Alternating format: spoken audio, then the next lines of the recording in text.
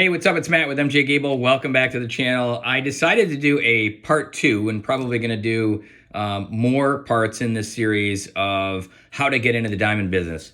I really didn't expect the amount of views and also the response from my viewers. You guys, I have literally received many emails and phone calls asking me my input on how to get into the diamond business. And I've had a couple of conference calls with a few of you and have exchanged quite a few emails with quite a few of you. So I decided to do a part 2 and continue that. I didn't realize there was that much interest in getting into the diamond business. So here we are. The first video, which I'll link below, of how to get into the diamond business, I did go over some stuff there, but I figured I would dive a little bit further into how I got started and what you probably should do, or the steps that you should do if you're that interested in getting into the diamond business. One is figuring out what side of the trade you want to be on. The retail side, wholesale, dealer, trader, those all have different, they all wear different hats and their job descriptions are different. Retailer, obviously you can start a retail business, sell jewelry. You'll need to know a little bit about bench work and obviously working with the public, which is not easy these days, especially with the internet. Whether you're going to be a wholesaler, which means you need to find a source to buy those diamonds under wholesale so you can wholesale them to jewelers, a dealer, flipper, trader, pawn shop. You got to decide where your niche is or where you want to be, and kind of go from there. Second is probably education.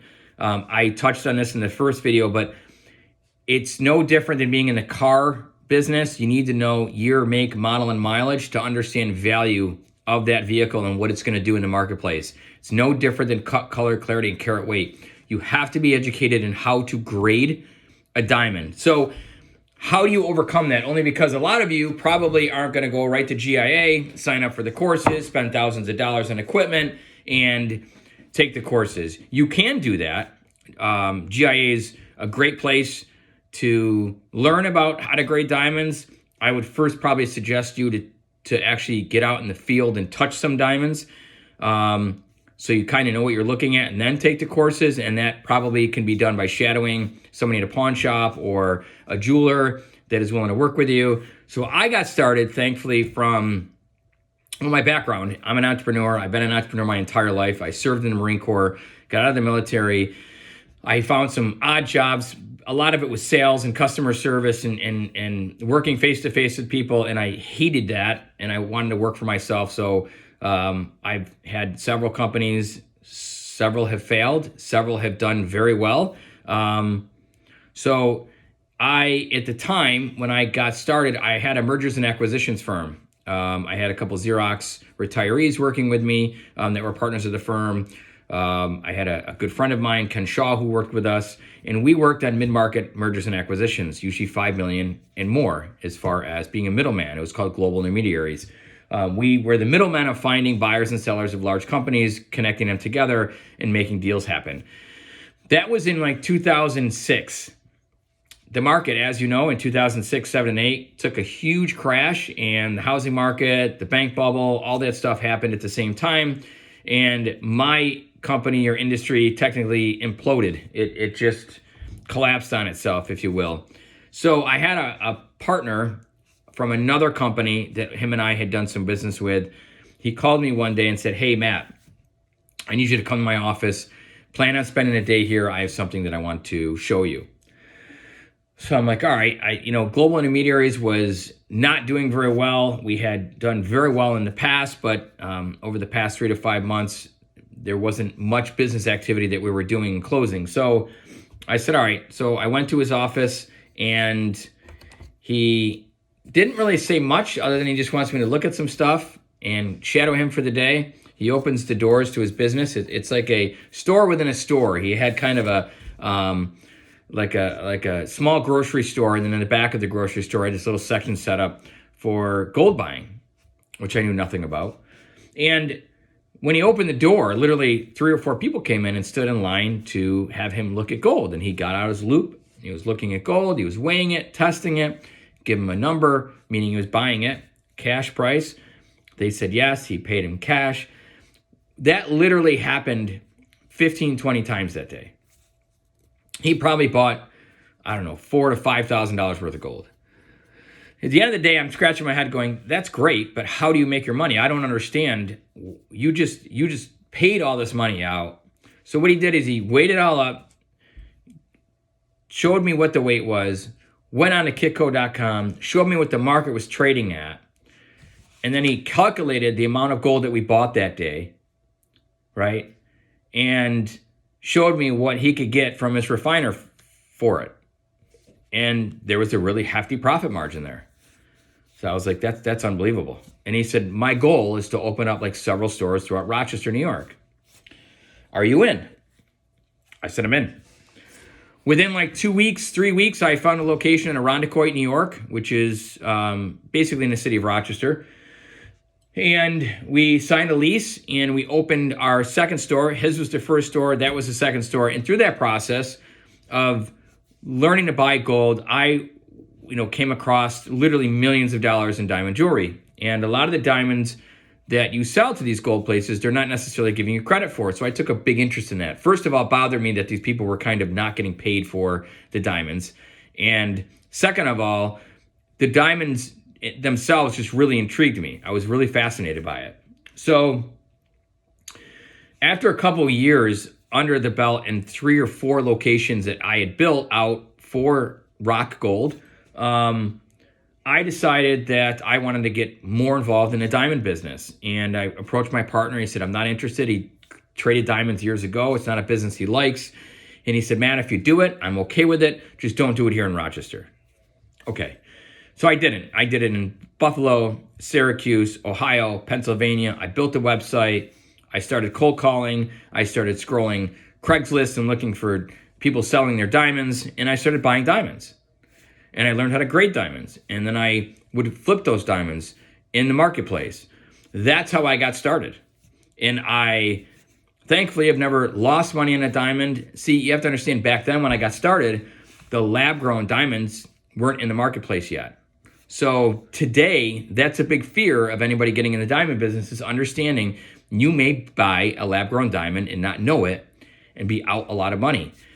So we have equipment that we've invested in that allows us to determine if it's lab-grown or natural earth mined. So that's how I got started.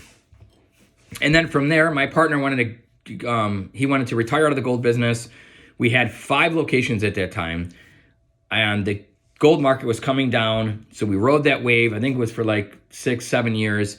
We had 5 places open, and I told him I wasn't interested in taking them over, but I was interested in one location, which is out in Ontario, New York, in Wayne County. Smaller store. My wife, not at the time, she ran that store out there. We opened that store, and she ran it for a couple of years, and she, next to me, we were dating, next to me was also doing the diamond business with me. And she further went on to GIA to become a graduate gemologist, and she also has a jewelry past a little bit. She worked with some organizations like Goodwill and was in their jewelry department. So that's kind of where she got started, and as she was in through school, found an ad that I placed for help wanted for one of our stores. So her and I kind of got into it together. So at that time, when we took over that Ontario store, we changed the name from Rock Gold to MJ Gabel, and that's kind of where we started our first location. We were already MJ Gabel prior to that. We just didn't have a location. We worked out of my apartment, and we traveled basically the Northeast and met people in Starbucks and Panera's and Tim Hortons, and purchased or took their pieces on consignment or brokered them for them. That's literally how we got started. I had insurance, we had a safe in our apartment, and then we graduated to the store. From there, it just got a lot bigger. I mean, our web presence got larger. We started working with more wealthy families and individuals looking to sell diamonds.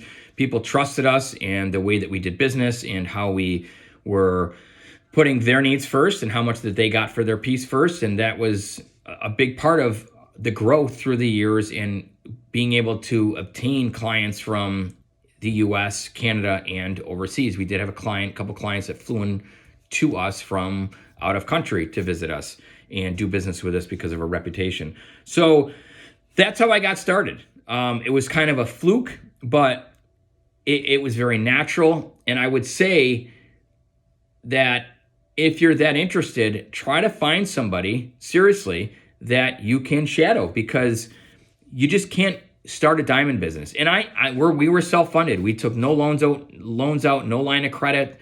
We literally started one diamond at a time. I bought a diamond for $900, $1,200.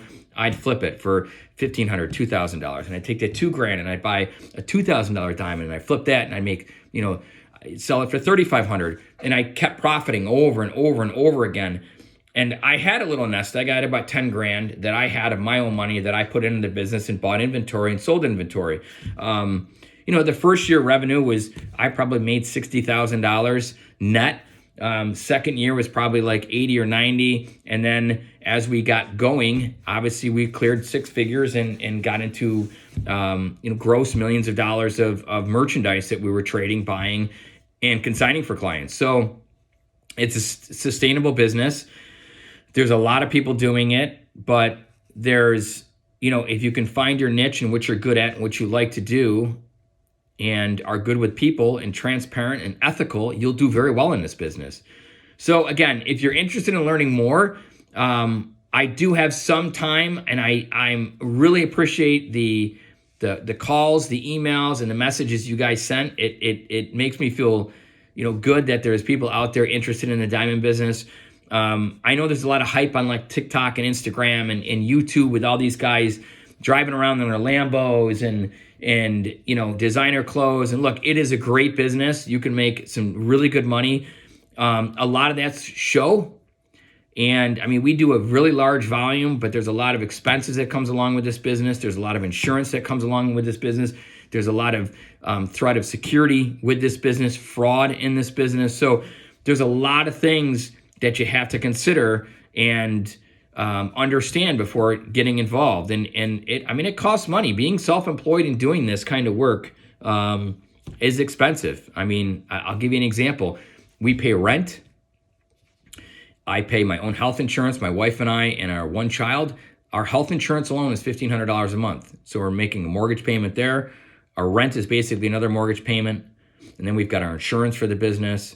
And then we've got our overhead, like our gas and electric and all that stuff. So you can start very small and you can make a modest living doing something you love if diamonds are something you enjoy. And you can sell loose goods or finished goods, which are mounted goods. You can just trade. But again, it goes back to the education. You have to know what you're looking at, because if you're buying or selling something, you have to be confident in your grading ability, what you're selling people, and being transparent about what it is that you're selling. So you can certainly reach out to me. I've emailed everybody back, and I've had a couple phone calls with a few of you. I'm here, and if you something you have got some ideas about or you want to partner with, I do some partnering, off-paper partnering and funding for certain businesses, or obviously some mentoring. Happy to help. And I'll do more in this series. If you guys will comment, tell me what you want to hear about, learn more of, or any topics that I can cover, let me know.